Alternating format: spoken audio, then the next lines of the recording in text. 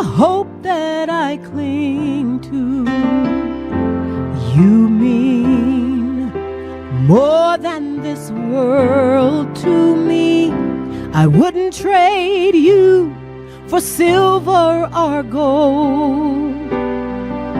I wouldn't trade you for riches untold.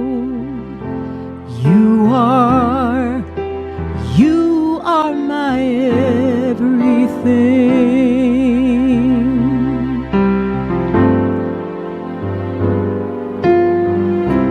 You are the love of my life. You are the hope that I cling to. You mean more than this world to me. I wouldn't trade you for silver or gold. I wouldn't trade you for riches untold. You are my everything.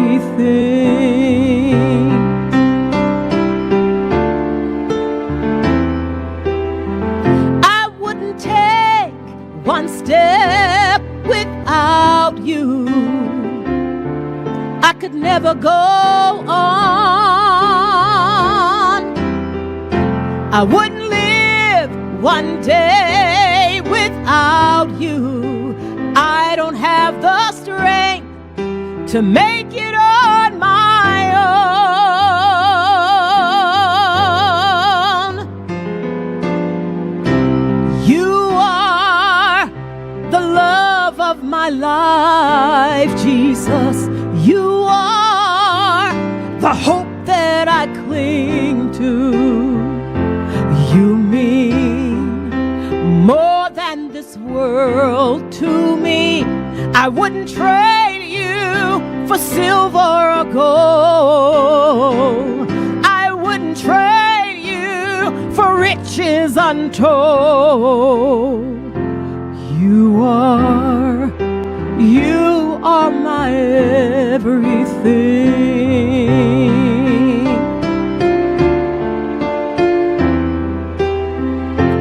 Until the world stops turning, until the stars fade from the sky, until the sun stops striving, I need you in my life, and here's a reason why.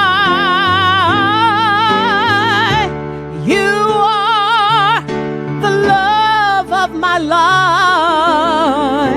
You are the hope that I cling to. You mean more than this world to me. I wouldn't trade you for silver or gold. I wouldn't trade you for riches untold. You are my everything. Jesus, you are my everything.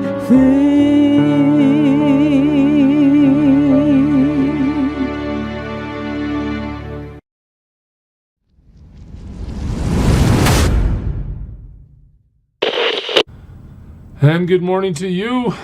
Here we are for another Living Hope Today study. I want to welcome you. Thank you for participating in this study with me today. Today we find ourselves in chapter 13 of the book of 2 Samuel. Now you remember, I hope, that David has committed this sin against God. He has slept with Bathsheba.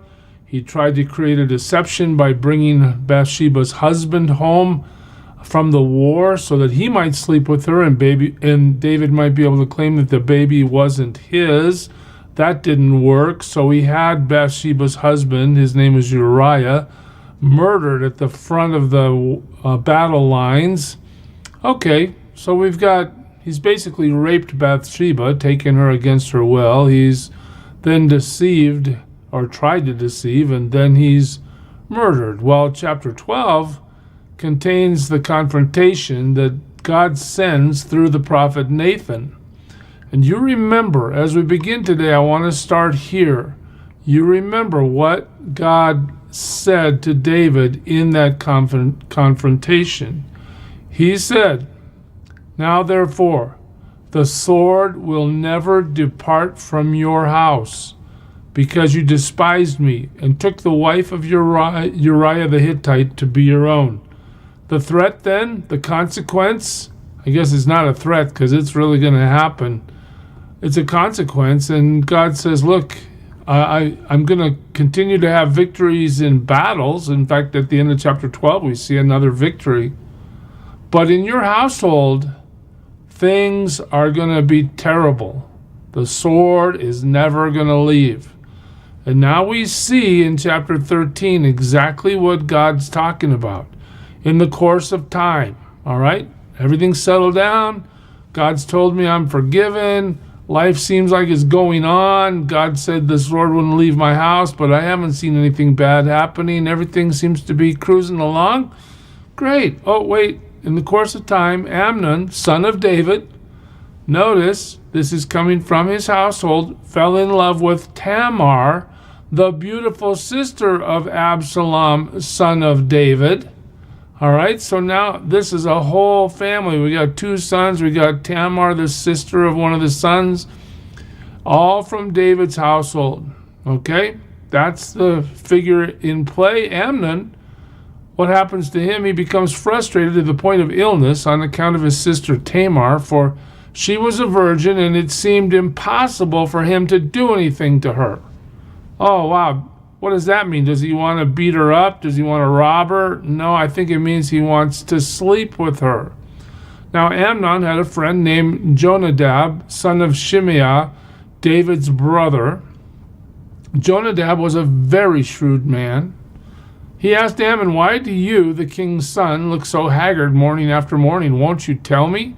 Amnon said to him, "I'm in love with Tamar, my brother Absalom's sister." "That's the problem. Go to bed and pretend to be ill," Jonadab said. "When your father comes to see you, say to him, 'I would like my sister Tamar to come and give me something to eat. Let her prepare the food in my sight so I may watch her and then eat it from her hand.'" "Oh, so I'm sick, Dad, and you need to send Tamar in here to help me." So Amnon lay down and pretended to be ill. And when the king came to see him, Amnon said to him, "I would like my sister Tamar to come and make some special bread in my sight so I may eat it from her hand." What does David do? Again, what do we see here? No discernment, no suspicion, and why should he? But nonetheless, David's intimately involved with something that's about to happen in his family. David sent word to Tamar at the palace, "Go to the house of your brother Amnon, prepare some food for him." All right, so Tamar went to the house of her brother Amnon, who was lying down. She took some dough, kneaded it, made the bread in his sight, and baked it. Then she took the pan and served him the bread. But he refused to eat. "Send everyone out of here," Amnon said. So everyone left. The plot thickens. Now it's Amnon and Tamar in the bedroom. Then Amnon said to Tamar, "Bring the food here into my bedroom so I may eat from your hand." And Tamar took the bread she had prepared and brought it to her brother Amnon in his bedroom. But when she took it to him to eat, he grabbed her. And he said, "Come to bed with me, my sister." Now I want you to think about this. What's the original sin David commits that starts that whole sequence of events where he sleeps with Bathsheba? That's the first thing he does. What would you call that? Well, it's adultery if Bathsheba wants to do it with him, but it doesn't say anything about her intention, so we must assume that he just took her. Like kings do, right? Because I could. All right? Now watch what happens in his family. In God's series of consequences, the first thing that happens is another sexual sin. All right? Come to bed with me, my sister. That's where Amnon is saying, that's what he's saying to her. Don't, my brother, she said to him, don't force me. Such a thing should not be done in Israel. Don't do this wicked thing. What about me? Where could I get rid of my disgrace? And what about you? You would be like one of the wicked fools in Israel. Please speak to the king. He will not keep me from being married to you. Hey, if you want to do this, if you want to sleep with me, at least consider going through the right channels. You can probably get there if you really want to. Of course, that wouldn't be sinful. That wouldn't be an offense to David. But he refused to listen to her. And since he was stronger than her, what does he do? He rapes her. Then Amnon, isn't this interesting? Then Amnon hated her. All right, so now he gets what he thinks he wants, and once he has it, now he turns his supposed infatuation and maybe even love turns into absolute hatred. He hated her with an intense hatred. In fact, he hated her more than he had loved her. Amnon said to her, get up and get out.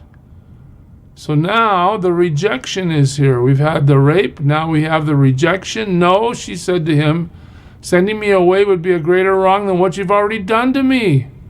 But he refused to listen to her. He called his personal servant and said, get this woman out of here and bolt the door after her. So his servant put her out and bolted the door after her. She was wearing a richly ornamented robe, for this was the kind of garment the virgin daughters of the king wore. Tamar put ashes on her head. She tore the ornamented robe she was wearing. She put her hand on her head and she went away, weeping aloud as she went. You know, in the culture back then, to not be a virgin would basically disqualify you from being married. It didn't really matter how you got to that place, but Tamar is now looking at her life from here on. She's going to basically experience rejection and experience loneliness. No kids, no husband, no family.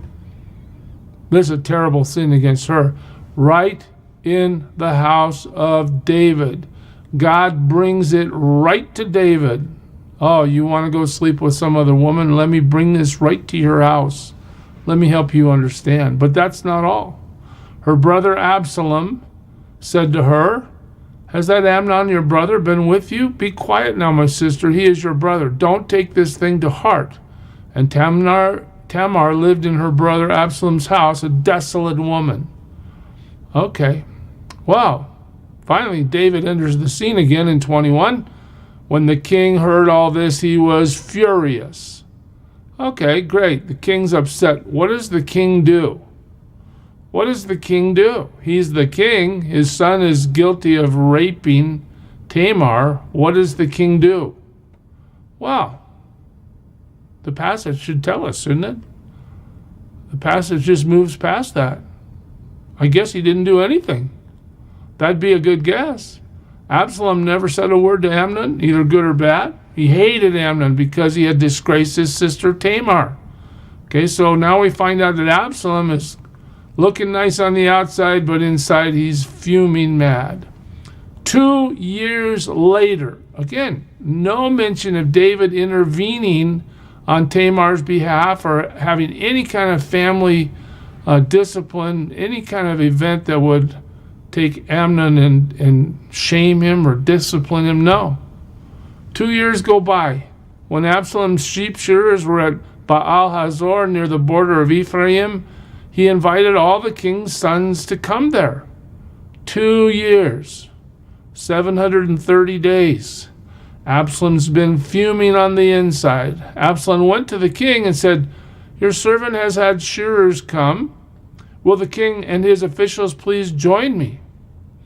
Now the request is, King, I'd like you to come too. And no, my son, the king replied, all of us should not go. We would only be a burden to you. Although Absalom urged him, he still refused to go, but he gave him his blessing. Again, the king is not interacting with his sons. Then Absalom said, well, if not, please let my brother Amnon come with us. Okay, well, you don't really see intent in that, but there is intent in that. The king asked him, why should he go with you? But Absalom urged him, so he sent with him Amnon and the rest of the king's sons. Okay, here we go. Absalom ordered his men, listen, when Amnon is in high spirits from drinking wine, and I say to you, strike Amnon down and then kill him, don't be afraid. Have not I given you this order? Be strong and brave. So Absalom issues the order to kill Amnon. So Absalom's men did to Amnon what Absalom had ordered. Then all the king's sons got up, mounted their mules, and fled. All right, now think about this, church. David's first sin, sexual sin with Bathsheba. Chapter 13, the first sin, Tamar gets raped by David's son, sexual sin. What's another sin David commits? Murder. He has Uriah executed on the front line, basically by turning him over to the enemy as the rest of the troops withdraw during the battle. Well, event number 2 in chapter 13, murder. God is issuing consequences that flow right from the activity that David has committed before him. So, okay, everybody's running. Amnon is dead. While they were on their way, the report came to David, Absalom has struck down all the king's sons. Not one of them is left. Now, that's just absolutely false. That's not true, but notice how much anxiety would that cause for you if Absalom had killed all your sons, right? So David gets to live in this highly charged emotional state, thinking that what he's been told is true. The king stood up, tore his clothes, lay down on the ground, and all his servants stood by with their clothes torn. This was a symbolic way to express grief. But Jonadab, son of Shimeah, that's the guy that gave Amnon the plan, David's brother, said, my lord, should not think that they killed all the princes. Only Amnon is dead. This has been Absalom's expressed intention ever since the day Amnon raped his sister Tamar. In other words, I killed the one that got my sister, and the one to announce it to David is the same guy that gave Amnon the plan to do it. My lord the king should not be concerned about the report that all the king's sons are dead. Only Amnon is dead. Meanwhile, Absalom had fled. Now the man standing watch looked up and saw many people on the road west of him coming down the side of the hill. The watchman went and told the king, I see men in the direction of Horonaim on the side of the hill. Jonadab said to the king, see, the king's sons are here. It has happened just as your servant said. And as he finished speaking, the king's sons came in wailing loudly. The king too and all his servants wept very bitterly. Absalom fled and went to Talmai, son of Ammihud, the king of Geshur. But King David mourned for his son every day. King David gets to experience the grief of the murder of his son. And guess what? God is allowing this circumstance into David's life so David can understand the penalty of sin is so harsh and the sin itself is such a betrayal. It's a suffering that didn't have to happen. But because David decided to go off on his own, he set himself up for this consequence. David's crying for his son every day. After Absalom fled and went to Geshur, he stayed there 3 years. That's a long time. And the spirit of the king longed to go to Absalom, for he was consoled concerning Amnon's death. So now we see a split, not just in the household. Okay, Amnon rapes Tamar, and he pays for that with his life after 2 years when Absalom gets a hold of him. But now we see a split between Absalom and David. Why? Because Absalom has fled, knowing that he is guilty of murdering his brother. What a mess the evil of sin leads us into. We see it played out in David's life. We should learn from it. We need to serve him well, church. We need to stay connected to the vine. We need to produce the fruit that God wants as he uses us as his branches to produce godly fruit, to glorify his name. And we need to avoid Bathsheba. And what I mean by that is when temptation comes, we need to say no thanks. Help us, God. I pray for it in Jesus' name. God bless you, church. Serve him well. Who is it who for sinners shed his blood, and now for cleansing all can plunge beneath that flood? It's Jesus. But do you know who he is?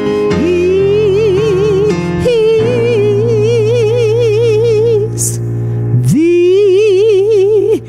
image of the invisible God, and he's the brightness of his glory,